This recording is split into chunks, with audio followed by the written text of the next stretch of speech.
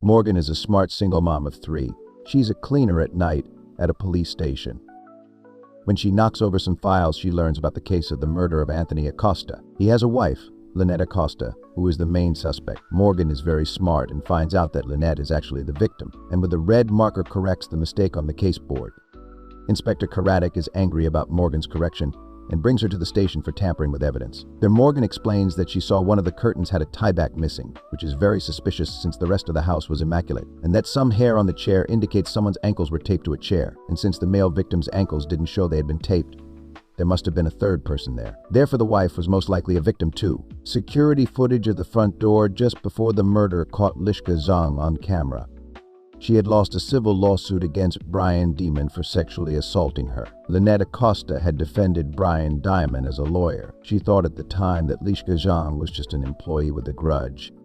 But Morgan luckily notices that wind in the footage was blowing in the wrong direction for that time of the day. This means the timestamps on the footage were tampered with, and this makes Lishka Zhang no longer a suspect. Morgan has a nice neighbor, Henry, that often babysits on her kids free of charge. She also gets help from Ludo, her ex and biological father of her 2 youngest kids, a baby girl and a smart boy. They're co-parenting the 3 kids.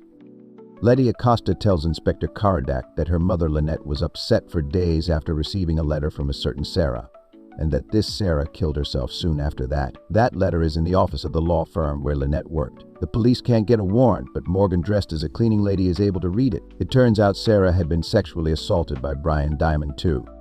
Sophia claims she didn't hear her sister Lynette talk about the letter of Sarah and her suicide, which Morgan immediately finds suspicious as the 2 sisters spoke each other often. GPS positioning records show that Brian Diamond wasn't near the murder. He was in the city of Fontana. Morgan finds it very odd that a rich, stylish guy like him would go to a tacky city like that. And Morgan also remembers seeing a brand new small souvenir bought in Fontana by Sophia, Lynette's sister. So she thinks that Brian and Sophia were having an affair. And that is how Brian found out about Lynette feeling very guilty about Sarah's suicide. So Brian and Sophia went to Lynette's house to put pressure on her and ended up killing the couple. They seem to have alibis, but Morgan noticed the flowers withered a day early, and that the house can be turned into a fridge. So she thinks that Brian, after the murder, probably turned the room into a fridge and then remotely turned up the temperature to very warm, which messed with the flowers' freshness and fooled the coroners to estimate the time of death to be a day earlier. Later, the police find Lynette tied up but alive in the home where the sisters grew up. Case solved.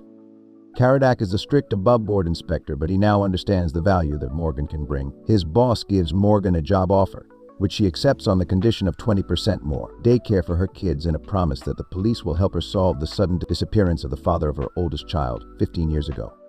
The daughter feels her dad left her, but Morgan explains that he loved her and just vanished. 2 young men were filming themselves tap dancing on the roof of a tall warehouse when one of them fell onto his car below us. The injured dancer, Damien, is currently fighting for his life in the hospital.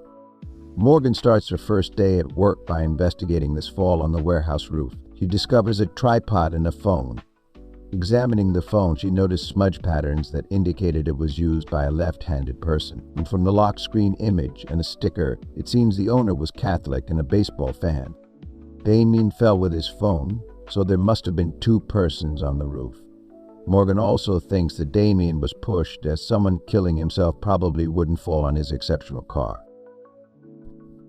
Lieutenant Mellon needs an extra pair of hands in a robbery-homicide case. He says any help will do except the cleaning lady, by which he means Morgan. A young detective volunteers. Lieutenant Mellon is getting hammered in the press. 5 jewelry stores were hit in the last 2 months. Karagic and Morgan visit Damien and his mother in the hospital. Damien is still fighting for his life. The mother is convinced that nobody dislikes Damien.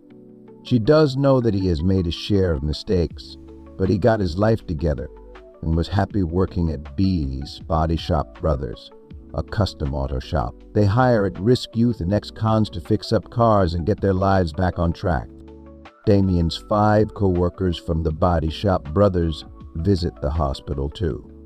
Morgan can pick out the one on the roof by using the clues from the found phone just by observing who's a Catholic baseball fan and left-handed. This guy, Roland, tells the police how someone pushed Damien off the roof. He couldn't see who. This makes him the prime suspect.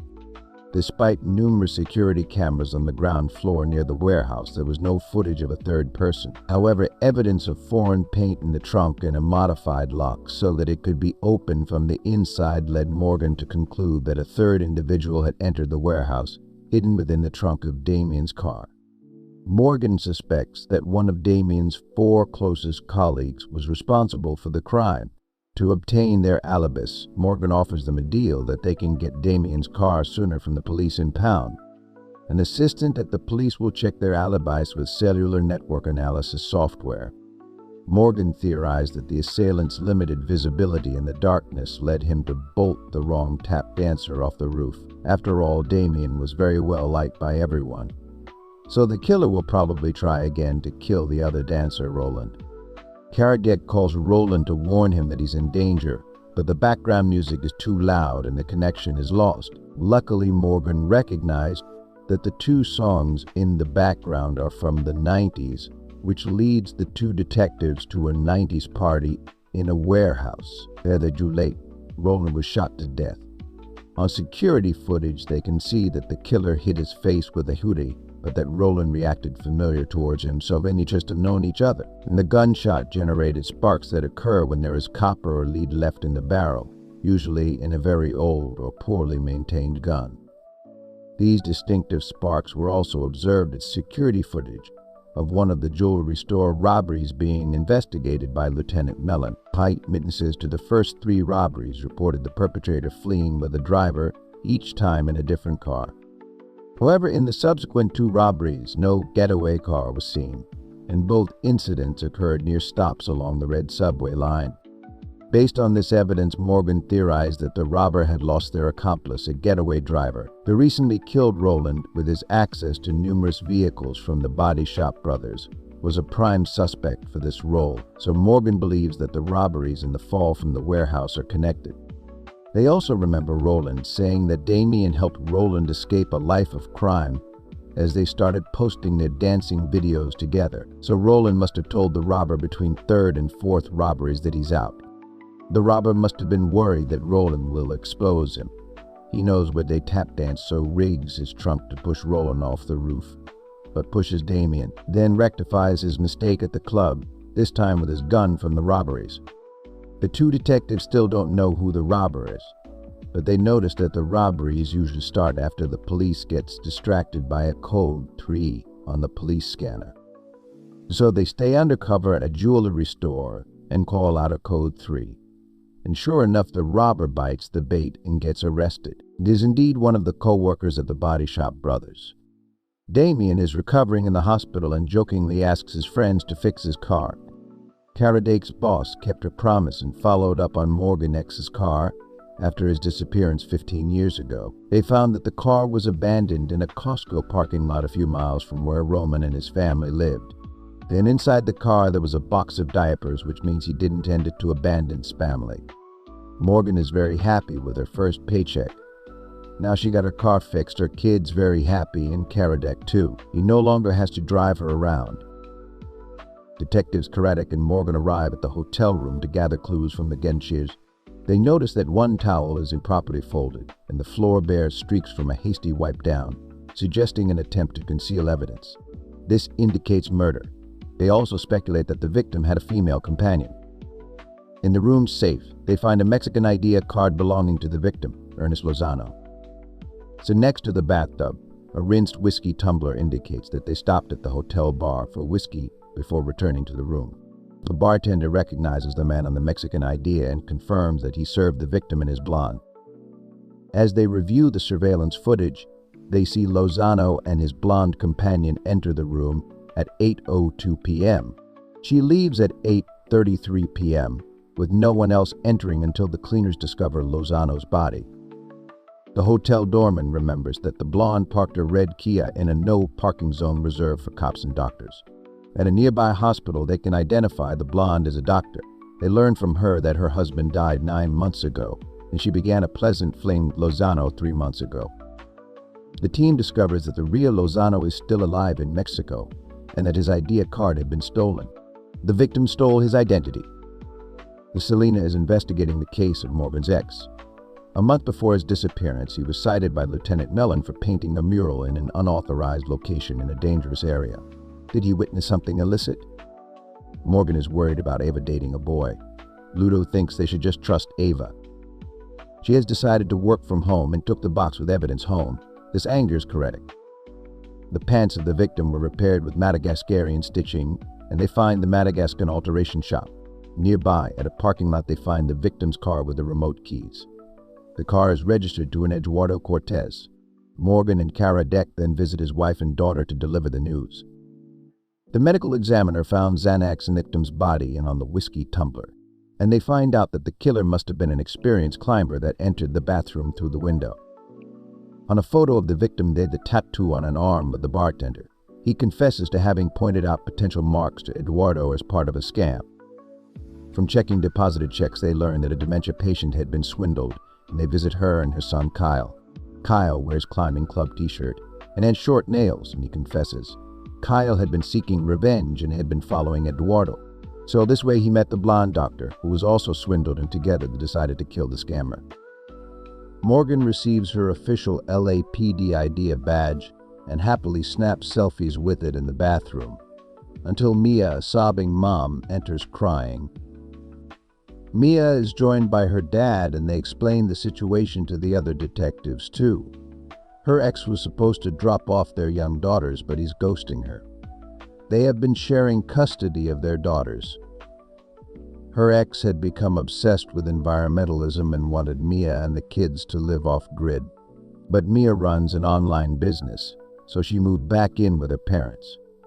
Her dad doesn't like her ex and calls him a fanatic. Morgan is determined to help the desperate mother. Captain Selena says they'll issue a bolo for her ex's car. Check if he booked tickets out of the country, authorization to search her exes, and an Amber Alert after the required 24 hours. Child Protective Services deemed him unstable. The ex's nice remote cottage has solar panels and a compost bin. The pink stuffed bunny is lying in the yard, and Morgan recalls seeing it in professional photos with the kids. It's probably a favorite toy and wouldn't have left it behind unless something happened. Morgan and Adam look around the house, which shows signs that the father loved his two daughters. Morgan discovers a survivalist handbook of the missing girls with a photo of an elderly couple at a balcony in it. In the large, well-maintained greenhouse, Morgan notices one big gardening no-no. Cucumbers and tomatoes are planted next to each other. The tomatoes haven't even rooted, so they find the corpse of Mia's ex underneath the tomatoes. He was killed by a blow to the back of his head within the last 12 hours. Asking around, he was last seen yesterday at a cafe arguing with a woman with long red hair.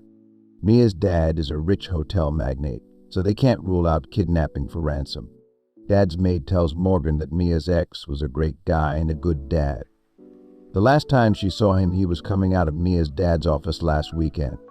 So Morgan reads Child Protective Services report and finds it fabricated. So they visit the social worker who wrote it and see that his long red hair and went on a holiday to Kauai recently. The social worker confesses that Mia's dad paid for the vacation in return for the negative report, and Mia's ex confronted her about it. He said that Mia's dad needs to be exposed. He had evidence that John bribed lots of people, and it was time to stop John from destroying the planet.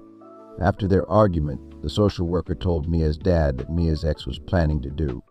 Mia's dad is arrested, and they interrogate his wife and the chauffeur. The chauffeur first confirms his boss's alibi, but then has to admit that he doesn't know where Mia's dad was last night. Morgan finds the printer that made the photo of the elderly couple in Mia's dad's office, because it has similar pink streaks. The man in the photo turns out to be a San Mateo judge who allowed John to build a hotel in a protected area. A bag in the photo indicates that it was at one of Mia's dad's resorts. They also find out that Mia's dad texted "must speak," urgent, to a prepaid phone.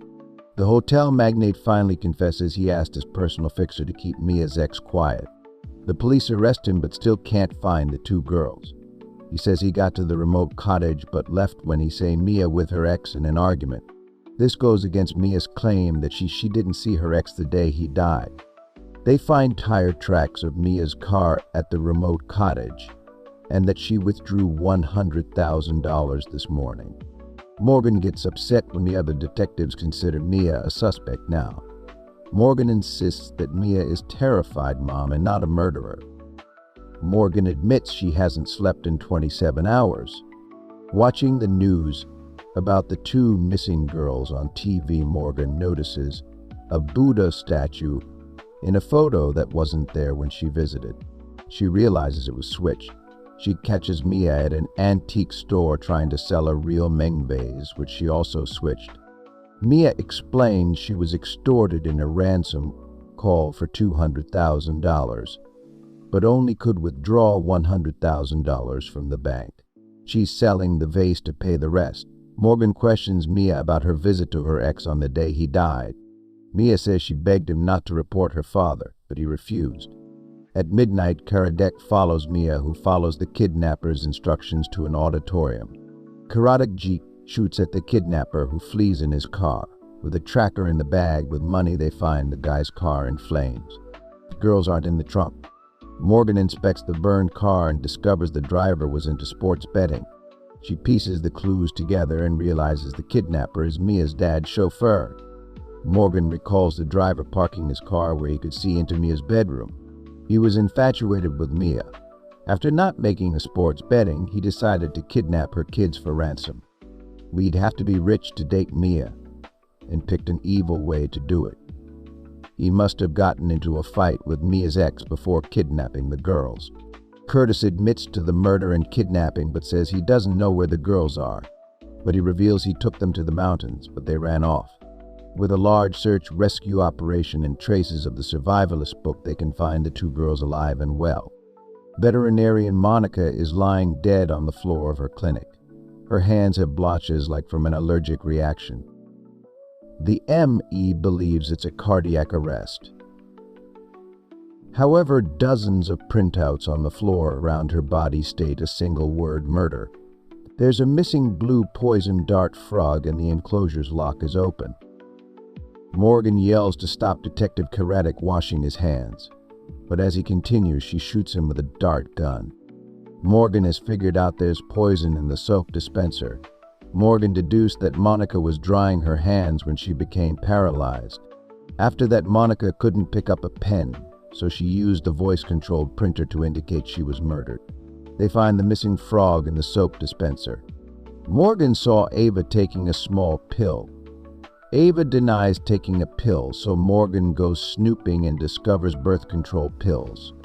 A friend of Monica, Bethany, a hairdresser, reported her missing, so they go visit her first in her hair salon. Bethany tells them that Monica was acting strange and said she had trouble with a guy, and Bethany's son saw Monica arguing with a man. Her son helps police sketch the man. Monica's parents can immediately identify him as Shane Seeger. Monica was 16 when she took up with him. He was 21. Her father tried to get her to stop seeing the creep. A year into their relationship, Shane was arrested for robbing a convenience store while wearing flip-flops. He slipped and accidentally fired his gun. They can identify a man that left threatening online reviews about Monica's veterinarian clinic. He was angry at Monica for incinerating his beloved tarantula spider without a warning because of a dangerous virus. He wanted to warn others. One night, he shadowed Monica to a Hollywood address, which is strange as she lived by the clinic in Brentwood. When they visit the flat, they meet their two colleges already there. They got the address in a different way, from takeaway food at the murder scene. In the flat, they find out a room with exotic reptiles and spiders, even the supposedly incinerated tarantula. Monica was trafficking illegal expensive animals. They also find a notepad full of what initially looks like codes but soon reveals house addresses. This leads them to a real estate agent who says Monica was in the process of buying a nice house but needed more money. On photos, Monica sees that this nice house had beehives and a pollinator garden. From the hair salon, they learn that Bethany loved bees. This means that Monica and Bethany were having a romantic relation and buying a house. From Bethany, they know her husband knew about the affair, giving him a clear motive. He admits to the killing and is arrested. But Morgan believes the confession is suspicious. She feels the timeline doesn't add up, but Karadik is tired and is done for the week. Morgan then explains to Karadik that she saw a photo with Monica and Bethany's son with his yellow carrot belt, while today he got his purple belt, so Bethany lied about knowing Monica for only 2 years. Morgan then visits the convenience store that was robbed and then Shane Seeger at Venice Beach. She discovers that Monica was Shane's accomplice and that she was pregnant during the robbery. Then, she notices an unusual genetic trait of ear dimples, leaving no doubt that Bethany's son is actually the biological son Monica and Shane Seeger. When they confront Bethany, Bethany admits to the murder. She had heard Shane yelling at Monica for giving up their son. Bethany was divorcing her husband to live with Monica, but Monica was just trying to steal the son away. Monica's love was just a lie. Bethany's husband just confessed because he didn't want his son to grow up without a mother. Morgan admits to Ava that she was snooping and promises not to do it again. Ava then tells Morgan that she was taking birth control for her acne, not for any other reason. Assistant Sam wakes up with a hangover in her boss' office. She has no idea what happened the night before. It looks like the office has been trashed, and much worse, her boss is lying dead on the floor in a pool of blood. Her boss is Elaine, the CEO, and she was stabbed with a trophy from the Female Innovator of the Year award. The company hosted a party celebrating the launch of a new product last night. Sam says she enjoyed working under the CEO. She admired her. However, Morgan sensed a forced smile from Elaine, and Sam admitted that Elaine had become difficult to work with lately. As the launch of their new product, Canary, drew nearer, Elaine's paranoia grew. On Sam's laptop, they see her latest search was at 10:21 p.m. with what looks like gibberish. And they find a drawing by Sam of her holding a knife. They also find a check for $45,600 that Elaine wrote. Sam had a mix of diazepam and alcohol that could trigger amnesia. Sam admits she scared Elaine, pushed her too hard, and that she killed Elaine. Elaine's husband met Elaine, being her first investor. He praises his wife and says they got along fine. He left the party around 10 p.m. Eric is interested in the details of his wife's death. They interrogate the party guests, but nothing stands out except that multiple people heard a loud argument in Elaine's office. With the log of the karaoke machine, they think Elaine was murdered between 10:58 p.m. and 11:01 p.m. Loud songs were played during that time, and a quiet song after that, and nobody heard the argument during the quiet song. Morgan discovers that the strange text Sam Googled wasn't random. Her hands had shifted when she typed GSD-IMHD. She had meant to type PFAS lungs, which relates to a report on the health risks of forever chemicals. This also connects to the word forever written on Elaine's office wall. A janitor at the LAPD complains to Morgan about grease on the vending machine, but it's just flirting, and Morgan flirts back. She even leaves her phone number in grease. Sam discovers a strip of photos in her bra. On the photos, Sam holds a magazine cover of Elaine's face made to look like a devil. Morgan sees that the front desk receptionist uses the same special color of lipstick as Sam on the photos. They interrogate this receptionist. She was supposed to stay at the front desk, but started partying with the rest. She was into Sam and they kissed a little. She saw an unidentified woman rushing out before she could catch up with her. With her description, they can find her back on one of the posters on the wall. Morgan and Karadik go visit her. This woman reluctantly admits she was at the party but wasn't invited, but refuses to cooperate further. Morgan can see she's poor but living in an expensive house, and when they notice cuts on her hand, they bring her in for questioning. She finally admits that Medcare was bribing her to keep quiet about their product's harmful effects on children, including her own son. But her anger increased and she crashed the office party, wanting to hurt Elaine. She wrote forever on the wall, cut herself stabbing a stuffed bird, and punched a frame on the wall. Then she ran into Sam in the bathroom and told her how Elaine was hurting kids. But she changed her mind about hurting Elaine and went back home. Adam and Morgan barge into a board meeting and confront Elaine's husband. He admits to providing hush money. Elaine promised to fix the issues. He didn't think they were ready for the launch, but Elaine wanted to continue full steam ahead. Morgan feels the idea behind the canary product is too oriental for Elaine, and remembers cupping marks from traditional Chinese medicine on Elaine's former assistant.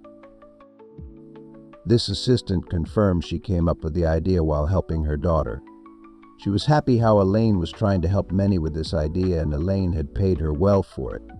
She is horrified that Elaine was murdered with her own trophy. But how did she know about the trophy? It turns out that she had an affair with Elaine's husband. She denies killing and seems she has an alibi entering a hotel nearby with Elaine's husband at the time of Elaine's death. When Sam is brought in and hears Elaine wrote a check of $45,600, she becomes very emotional. This is the amount left on her student loans.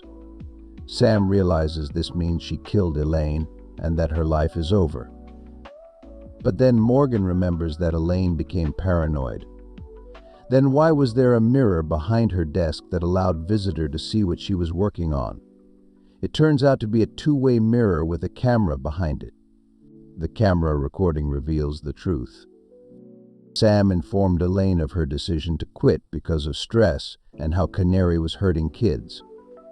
Elaine attempted to bribe Sam with the check to stay. When that failed, she resorted to physical violence. Sam defended herself, and in the struggle, Elaine accidentally fell onto her award, killing her. At this time, Sam hit her head and passed out. So it was self-defense and she won't serve any time. The police team celebrate with drinks in a fancy bar. Morgan thanks Selena for being a great boss. And Karadek reveals that Elaine's husband has promised that the canary product will never be released. Morgan lost in a game to her daughter Ava and must agree for one day to any of her proposals. So Ava asks for a tour of her mother's office. Unfortunately, while Ava is in the restroom, two officers of the National Guard, Brooke and Jeremy, take control of the floor at gunpoint. Brooke holds a detonator and says she can destroy the whole building. They confiscate everyone's phones and weapons. They also have the whole building evacuated except for about a dozen people taken hostage in the major crimes bullpen. SWAT is controlling all points of exit. Karadek, Selena, and Oz are nearby in a van. The hostage takers say that their friend Hansen is wrongly accused of murder and want the cops to find the real killer. Morgan realizes Brooke and Hansen are in love and are planning to start a family. If convicted, Hansen will get at least 25 years in jail for shooting Weber in his RV. The gun had his prints and had traces of acetone which Hansen was using in a home remodeling project. Witnesses reported seeing Hansen and Weber at a bar the night before Weber's death. A bartender said they appeared to be arguing. Hansen was up for a well-paid overseas post but turned it down. Or did Weber deny Hansen the post and Hansen reacted by killing him? But Selena points out that the prints on the gun could be from when Hansen and Weber went to the shooting range together. After checking the evidence, Mellon tells the two assailants that he also thinks that Hansen is the killer, which upsets Jeremy a lot. Luckily, Morgan intervenes and points out that blood splatter has a perfect corner, meaning something was there but was moved before the cops arrived. So Morgan asks Karadek to go into Weber's RV. Karadek can't find a paper with blood, but he can into a laptop and sees that the last thing he printed was a form to accuse a soldier of a crime. Hansen was a model soldier, so it probably wasn't him. Jeremy becomes increasingly antsier and often goes over the edge. At one point, Mellon tries to overpower Jeremy but fails and a shot hits an artery of the janitor's leg. Morgan is able to convince Brooke to let Ava bring Tom outside for medical care. When they check Weber's phone in the evidence box, they can see that on the day of the murder, Weber first went to an address for drugs and prostitution, and then to a private detox center, even though he didn't drink or take drugs. So it appears he picked up someone and took them to rehab. Karadek calls the detox facility, but they don't want to give up the anonymity of their patients, so he starts to inquire at local convenience stores. And one clerk indeed saw a 6-feet-tall guy with a military haircut. They send a photo of the security footage to the hostage takers, but it's too blurry. Morgan suddenly realizes that Weber's phone lacks any incoming messages. This raises a question without communication. How did he know the pickup location? Then she recalls finding a receipt showing Weber bought an air tracking tag 2 weeks earlier. Weber must have suspected his fellow soldier was using drugs and attached the tracking device to him. When the tag showed movement to a known drug area, it confirmed his suspicions and he drove there to bring him to rehab. The app shows the tag was on Weber's RV on the date and time of Weber's murder. And even better, the killer still has the tag on him and they can arrest him. Brooks, relieved that Hansen will be set free, and accepts she will go to trial, but Jeremy reacts by knocking her out from behind. With the detonator in his hand, he demands a better deal. But Morgan then realizes that there are no real bombs. Daphne can overpower him. Morgan reunites with Ava outside. Brooke apologizes to Morgan. Morgan visits Tom in the hospital. Morgan is greeted at work the next day by a huge round of applause and is given her own desk. Lieutenant Mellon promises to stop calling her the cleaning lady. A woman in her late 20s was attacked at the beach. She has a head wound and is considered dead by EMT, but Morgan discovers that she's still alive due to the Lazarus effect. The detective was able to locate her boyfriend since he had filed a missing persons report. However, upon discovering the victim's fingerprints, they learned she had used a false name and identity with him. Her actual name is Penny, and her boyfriend is significantly older and wealthy. Morgan and Karadek go to inspect Penny's modest flat, where the property owner shares details about her former boyfriend Lucas, who passed away 2 years prior. The investigators discover Penny's unpaid bills, but at the same time lavish clothing. Then they notice a crime billboard to gather clues. Penny was probing into Lucas's murder, so it seems she was only involved with the older man to infiltrate an exclusive beach club where Lucas was employed as a tennis coach. At this club, Morgan and Karadek ask questions to the club owner and his brother. They recognize Peggy and her boyfriend Lucas on the photos, but are very cocky and not very helpful. Morgan notices that the valet of the club has a black eye, and he tells her that he had a run-in with a man selling illegal goods on the beach the other night. They can find him, but he has an alibi. When Penny wakes up after surgery, she tells Morgan she was about to meet with someone who appeared to have information about Lucas' killer. However, when she got there, she was attacked, and she never saw the suspect's face. Penny also tells Morgan that her deceased ex had run-ins with a brother of the club owner, but she doesn't know about what, just that he was a drug user and has a bad reputation. Investigating photos of Lucas, Morgan notices rice grains stuck in the head wounds of Lucas's dead body, and also that his shorts are wet, but his hair's dry, which indicates that he was killed away from the beach. Morgan also finds out that Lucas had an affair by finding a woman with a replica of the necklace that he gave to Penny. Morgan's new love interest, janitor Tom, cooked dinner for her, knowing that she might cancel. She's actually free that evening, and she thinks she wants a relation with him, but nevertheless decides to go to Karadek's flat, where they spend the entire night trying to find a clue. In the morning, Morgan solves the case. The killer is the club owner. He had struck Lucas with a snow globe on his head, considering that there are traces of rice and antifreeze on his corpse. He wanted to protect his brother. Lucas had insisted that the criminal brother would be banned from the club. He was also the one that attacked Penny, because he thought she was close to uncovering him. He almost jumps off a cliff but is arrested. Morgan visits Peggy in the hospital and has a lovely dinner with Tom. Peggy meets her boss, Selena. Selena discovered that Roman, her ex who disappeared 15 years ago, was linked to a man named Geo Conforth, a concierge whose job involves procuring items for shady people. She already found Gio and is bringing him in for questioning.